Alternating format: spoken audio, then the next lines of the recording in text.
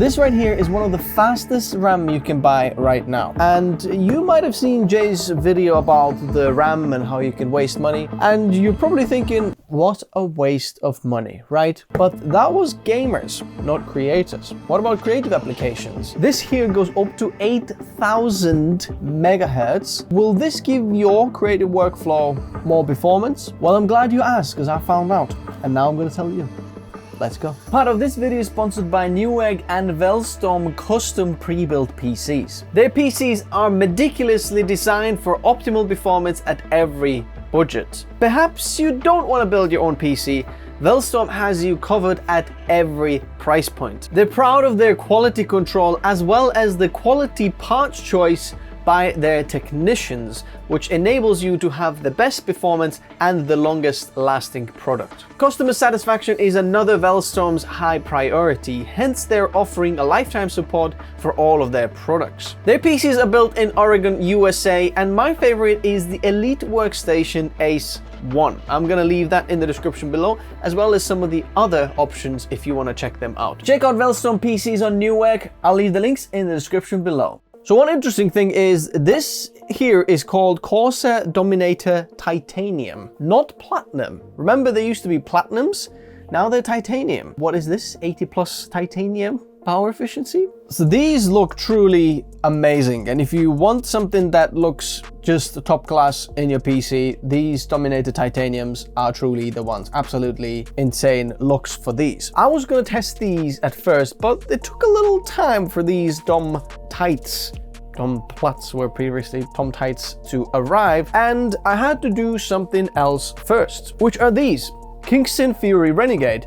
These are also 8,000 megatransfers per second, but what makes these Corsair sticks so special is that this is a 48 gigabyte kit. So one of these is 24 gigabytes. This Kingston Fury Renegade here is a 32 gigabyte kit. So I did some testing with the Kingston Fury first. And I'd like to start with the bad news. And the bad news is that you might not get these speeds with your PC. And you're saying, what the heck are you talking about? Because it says on the box 8,000 megatransfers per second. Well, that's not gonna work. And the video, not quite. So there is something called IMC inside the CPU that actually controls the memory speed. It's called Integrated Memory Controller. And Intel has a spec for this. Well, in fact, AMD has well. A spec, what is the stock setting for that? If you're gonna start to overclock it or go faster than the IMC stock rating, you're gonna start to introduce overclocking, even though it's not CPU overclocking, it's RAM overclocking. And these speeds here are XMP speeds, 8,000 megatransfers per second. That's an overclocked profile. Now, I was testing this with the i9-14900K, which should have one of the best IMCs out there right now, because it's the 14th gen, but it's still rated at 5,600 megatransfers per second, which is quite a lot slower than the 8,000 promised by this kit. How do you know if your IMC is better or worse?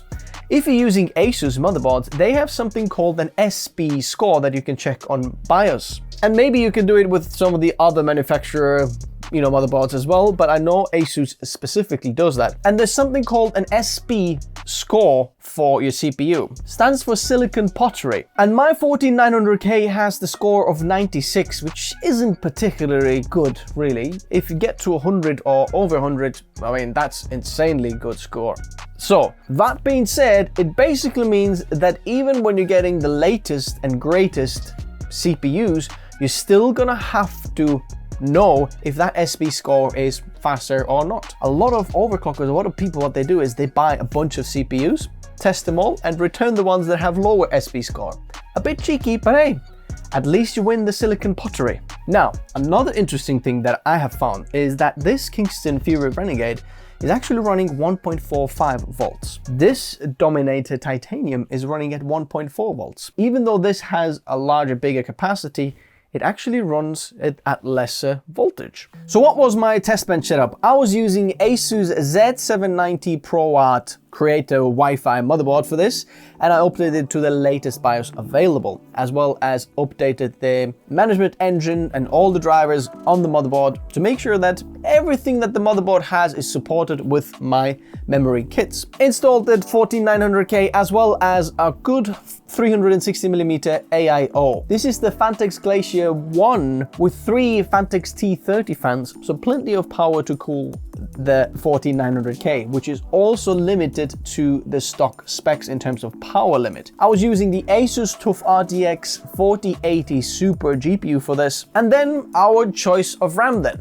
If you didn't get the bad news at first, 8000 megahertz with neither of these kits did not work for me because it was too fast. Sometimes it would boot into the Windows and it felt very snappy and it would go, but as soon as I loaded any work that was RAM intensive, boom, blue screens of death, see you later. And to actually fix that issue, all I had to do was go into the BIOS and lower the memory speed by 200 megahertz to 7800 megahertz, which is still plenty fast. So then I started to test the RAM speeds going down every 1000 megahertz, keeping all the timings exactly the same, but just changing the speed. 7800, 6800, 5800, 4800. Now then, firstly, Puget Bench for Adobe Photoshop. When moving from 4800 to 5800, extra 1000 megahertz, we're getting 4.3% increase in the score, overall score, and about 4.9 in the filter and 3.7 in the general score. So there is a little bit of a score increase, 4.3%. Now, will you actually notice it when working? Probably not. What about extra 1000 megahertz? Well, 6800 megatransfers per second or megahertz got us extra 7.4% compared to the 4800. So extra about 3% from 5800 to 6800. Slightly smaller bump compared to the first 1000 megahertz. But interestingly, the filter score is about 9% faster. And when we move to 7800 extra 1000 megahertz, we're getting 10% increase compared to the 4800 megatransfers per second. Now that is already a measurable increase in performance. Now, as you can see, Jay's video for creators might not be as relevant, and having a faster RAM would actually make a difference in your workflow. So from 6800 to 7800, we're getting extra 3%. So pretty much 3-4% increase in every single 1000 megahertz, and about 10% from 4800 to 7800, which is 3000 megahertz increase speed. That's insane speed difference, and we didn't have that with DDR4. Let's move on to Lightroom Classic, and here the 5800 megatransfers over 4800 is extra 3.5% increase in performance. As you can see, roughly about the same as what we saw with Adobe Photoshop. Now add extra 1000 to 6800 megatransfers per second, we're getting 7.3% over 4800, which is roughly, again, the 3% what we saw in the previous benchmark. But now, the 7800 megatransfers per second only gets us extra 1% compared to the 6800, as you can see. Overall, going from 4800 to 7800 megatransfers per second, we're getting up to 8.4% increase in overall score, about 3% in the active score. So when you're actually working with photos, that didn't seem to affect the performance as much, which is surprising to me. I would have thought that would have been the biggest increase, but the passive score, when we're actually putting photos together and when we're using RAM, putting a lot of data through the RAM, then the faster speed does make a difference. As you can see, the passive score is 10.7% faster in 7800 compared to the 4800 megatransfers per second. Moving on to Adobe Premiere Pro, and this is Puget Bench 1.0. The 5800 megatransfers per second gets extra 4% increase in the standard overall scores. The interframe score is about 8% faster, and long GOP extra 4.7% faster. Now, the interesting thing about this particular benchmark is that this benchmark uses quite a lot of the iGPU inside the CPU. And the iGPU's VRAM is actually the RAM. So the faster the RAM runs, the VRAM of the iGPU will actually be faster as well, which makes the iGPU run faster and makes the iGPU be faster. So here you can see the long GOP scores where we're actually using, QuickSync to decode or encode the footage. We can see a little bit of an increase going higher and higher and higher. Interestingly, the interframe score where we're using ProRes codecs that gets affected even more than the iGPU, which is the performance cores and efficiency cores of the CPU. You can see the intra-frame score, we're gaining extra 8% in performance compared to the 4800. Let's add extra 1000 MHz, 6800 megatransfers per second, with 7.2% faster than the 4800 megatransfers per second. Now you can probably start to see a little bit of a difference there, but the intra-frame score is 15.2% faster, which is rather interesting actually. Now moving on to 7800, we're only getting about 1% compared to the 6800. Now the intra-frame score did bump up 3% again, so the faster the CPU and the RAM, the faster the intra-frame score, which is interesting. The raw score didn't get affected as much, only 3.2% faster compared to the 4800, and the GPU score or GPU effects score is actually slightly slower than on the 6800 megatransfers per second. Let's move on to Adobe After Effects. 5800 speed gets us extra 3.2% overall score in performance. But the tracking and RAM preview are only down to 2% increase, which is interesting because RAM preview actually uses caching all these things on RAM, but we're only getting 2% increase. Biggest increase was in multi-core as well as the rendering score when we're actually using the RAM. Interesting. Add extra 1000 MHz, 6800 megahertz transfers per second, and we're getting 6.3% increase over 4800. So extra 3% compared to the 5800. And some of the scores, like the GPU effects scores, up to 8.8% faster. So having the faster RAM here actually increases your GPU score. Interesting. 7800s, we're getting extra 2% compared to the 6800 and 8.8% faster than the 4800 RAM speed. Some of the sub-score here, like the GPU score, is up to 12% faster. So you do get a performance increase, but again, we're starting to see a trend that the first 1000 megahertz are bigger increases than the last 1000 megahertz, if that makes sense. The last 1000 from 6800 to 7800 seems to have a lesser increase compared to the previous ones. Moving on to DaVinci Resolve Studio, and 5800 compared to the 4800 gets extra 4.5% increase.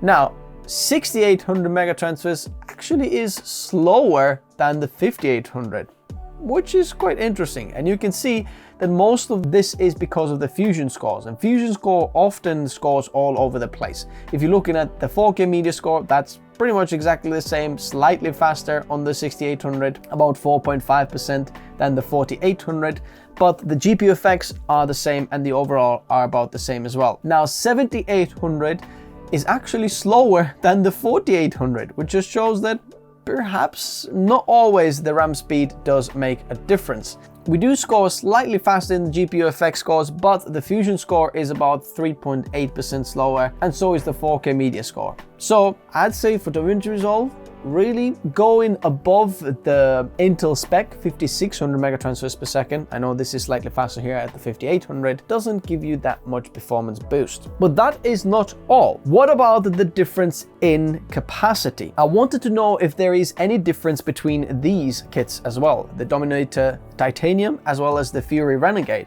because both of them advertise the same speeds. One is slightly larger in capacity. So I did exactly the same tests on the Dominator Titanium to see if there's any difference in performance compared to the Renegade. Bear in mind, it's very important to notice also that these aren't just a single test done in all of the benchmarks that you see. Every single speed was tested 5+ times, sometimes 7, 8 times.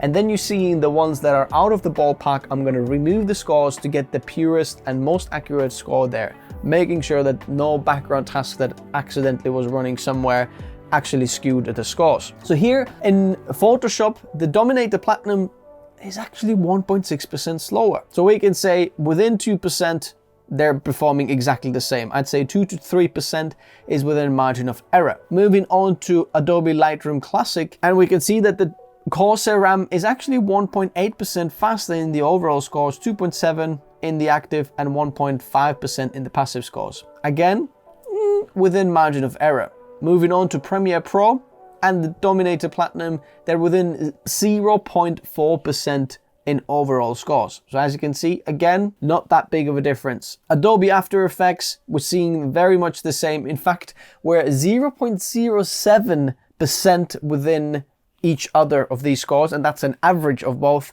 which means that these RAM kits performed pretty much identically. In DaVinci Resolve here though, the interesting thing is the Corsair Dominator Titanium RAM is actually 3.4% faster. The 4K media score about 5% faster, and the Fusion score is about 4.2% faster, which shows that maybe in there it is slightly faster. Is the bigger capacity actually worth it? Well, here's the thing.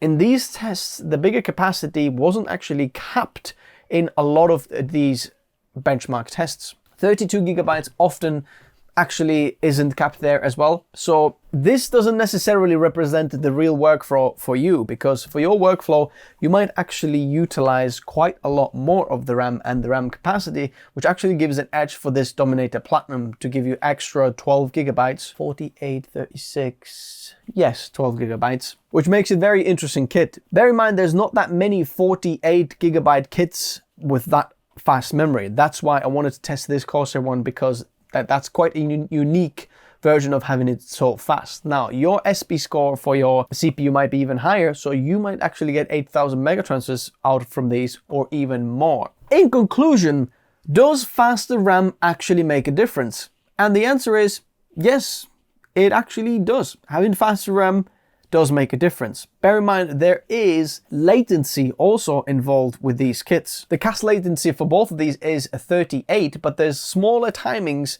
and latencies that might be different, that I saw that were actually different in the BIOS, but that doesn't seem to affect the scores in there. How does latency affect the actual speed? I'd love to do a test for that. Let me know if you'd like to see that in the comments below. Let's say the same speed, but latency changes. That would be interesting. Now, as a creator, what would you recommend? Should you get the absolutely insane fastest RAM kit possible? The answer is no, I wouldn't. I would stay within the actual Intel spec or AMD spec, whatever is advertised on their, product page.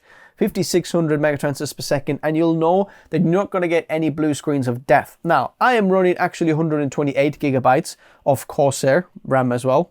Believe it or not, this is Vengeance RGB Pro, I think that I have. I've had to turn down the 5600 megatransfers per second even lower.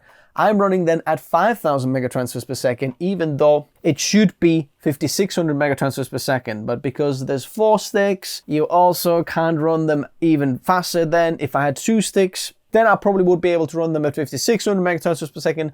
But the point is, for a creator, for your workflow, most likely the capacity matters a little bit more than the speed.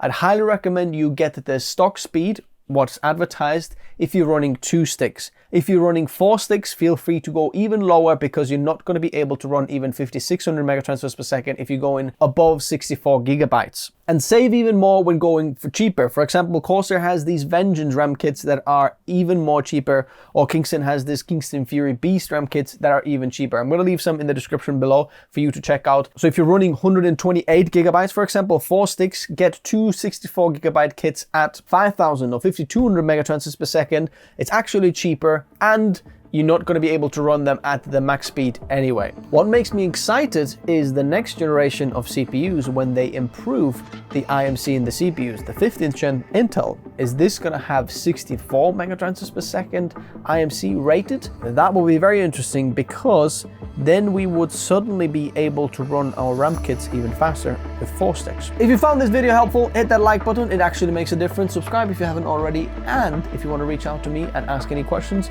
there's Midnight app linked in the description below, as well as some of the build guides for creator PCs. Best bang for buck creator PCs, whatever budget is, go check them out. It's all down there completely for free. Whatever your budget is, it's down there. Thanks guys for watching, and bye bye.